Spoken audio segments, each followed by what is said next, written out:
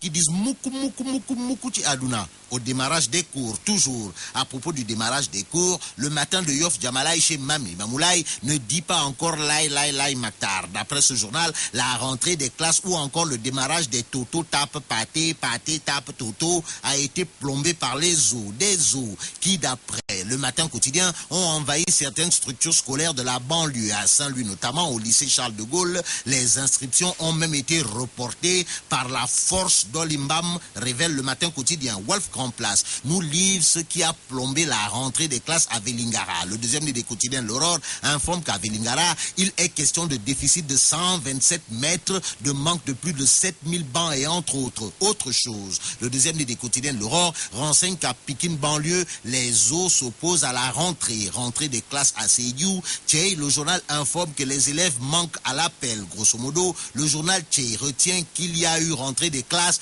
mais à 2 vitesses. Et qui dit rentrée des classes à 2 vitesses peut déjà penser à une année scolaire par défaut. Et à défaut d'enseignants qualifiés, des volontaires de l'enseignement envahissent l'IA de Dakar, nous dit Tchei. Ce journal, par ailleurs, revient sur la crise en Casamance en informant que l'armée sénégalaise y mène des opérations de ratissage. Opération de ratissage de l'armée, le quotidien écrit 3475 jours sans régler la crise casamançaise alors qu'au départ, il était question de 100 jours. Ainsi, le quotidien retient 3475 jours au lieu de 100 jours comme annoncé.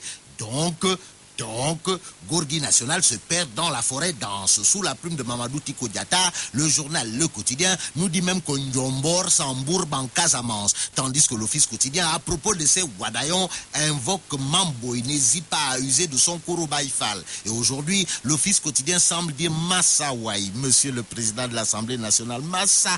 En effet, le journal L'Office parle de l'audience mouvementée des libéraux de Pikine au palais en informant que le Khalif général Koulou Wadayon désavoue Mamadou Sek et compagnie. En tout cas, écrit Mansour Ndiaye, mon confrère de l'Office Quotidien, Mam Diombor a rabroué Mamadou Sek et sa clique. Et la claque de Mamadou Sek et compagnie est livrée ce matin par l'As Quotidien. Ce journal nous livre battu à plate couture malgré les importants moyens financiers dégagés. Le Khalif général Koulou Wadayon demande des comptes aux libéraux de la banlieue. À ces derniers, l'As Quotidien renseigne que Mamboï dira « Vous n'auriez pas dû perdre avec vos moyens importants ». Ce qui est important, voire très important, et à lire ce matin dans Walfadjri l'Aurore. En effet, interrogé par Mustapha Bari, le numéro 2 de l'AFP, Madiena Diouf déclare « Il n'y a pas de tolof, encore moins de Ndiafen, Niastanor ». Bon, Nahembaï, de la part de Madiena Diouf ou pas dans Walfadjri l'Aurore, en tout cas, Warfein. Madiena Diouf, toujours dans Walfadjri l'Aurore,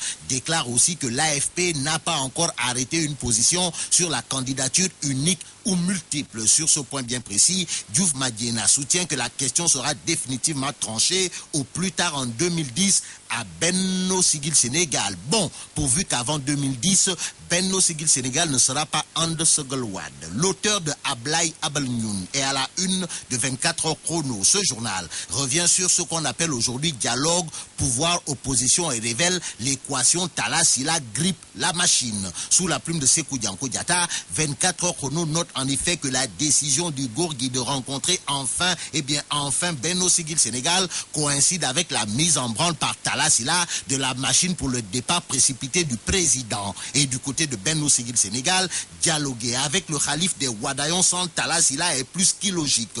Donc, le cas Tala-Sila peut bloquer le processus. Un proche de Wad Dixit dans 24 heures chrono. Réumi Quotidien retourne ce matin à l'immeuble Tamaro, lieu où Dupont, l'ami de Demba, Karim, l'ami de Baldé, a vu noir. Réumi Quotidien écrit « Après le fameux incendie, un produit toxique a été découvert à l'Anoussi. Et aujourd'hui, les bureaux sont fermés. » Révèle Réumi Quotidien. Bon, incendie, produit toxique, ngapatingolo liek, audit rek. Amdit, bonne lecture.